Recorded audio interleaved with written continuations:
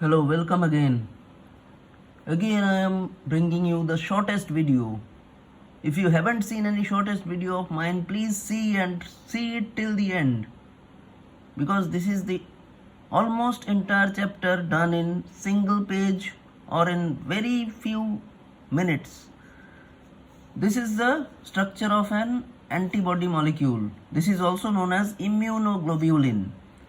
It contains 4 peptide chains in which 2 are light and 2 are heavy. It is represented by H2L2, means 2 heavy, 2 light. They are connected by disulfide bonds, as you can see, SS like this. There are 2 types of immune responses. One is humoral immunity, that is brought by blood. All these immunoglobulins, IgG, IgA, IgM, IgD and IgE, are all concerned with humoral immunity. IgG, you have to remember, as they can cross the placental barrier of the mother.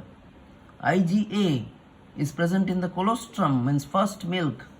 IgM, the largest antibody, it is produced first during infection. IgD, they are reactive against mucosal antigens, and IgE, they are allergic in reaction. Then comes cell mediated immunity, CMI. They are done through T cells or T lymphocytes. Now coming to immunity. What is immunity? It is the overall ability of the host to fight against disease causing organisms. Now immunity is of 2 types, innate or acquired.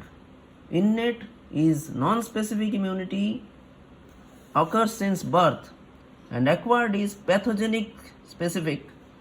They occur after birth and characterized by memory. Innate is of 4 barriers. One is physical, physiological, cellular and cytokine barrier. These are 4 types of barriers. In case of physical, the outermost barrier is skin, and the inner one is mucus coating in respiratory tract, gastrointestinal tract and urinogenital tract. Physiological tract is acid in the stomach, saliva in mouth and tears. Cellular, polymorphonuclear leukocytes.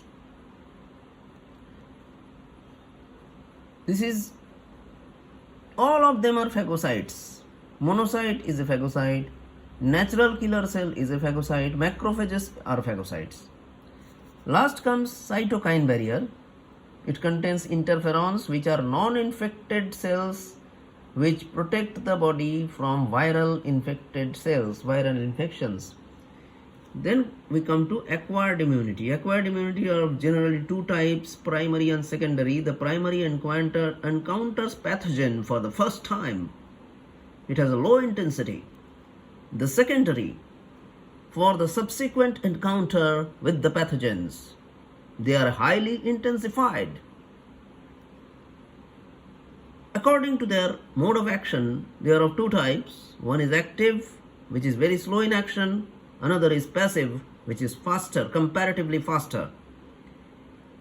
In case of active, the host is exposed to the antigen, and in case of passive, they have ready-made antibodies.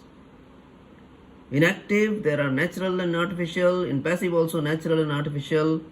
The natural one, in case of active, is by natural infection to any disease. Artificial is by injecting microbes. Passive, the natural is through colostrum. For example, IgA, as I told you before. Artificial comes through placenta, different kinds of injections or vaccinations given by the doctors. Then we come to immune system. The immune system consists of lymphoid organs, lymph tissues, cells and soluble antibodies. The tissues of the lymph consist of mucosa associated lymphoid tissue, MALT. This is also present in respiratory tract, gastrointestinal tract and urinogenital tract. They contain about 50% of the lymph tissue. The lymphoid organs may be primary or secondary. The primary organ are the sites of origin, maturation, and proliferation. The secondary are the sites of interaction with antigens. In case of primary, the main organ, the main thing is the bone marrow, where maximum lymphocytes or maximum leukocytes mature from there. Both the T lymphocytes as well as B lymphocytes come from bone marrow. But maturity of B lymphocyte take place here. In case of thymus, thymus is a lobed structure present near the heart beneath the breastbone. Here the T cells mature.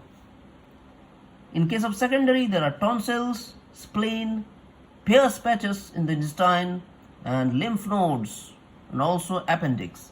With this we end this video. Hope you have enjoyed the video. If you have enjoyed it, please like it and subscribe my channel. Thank you.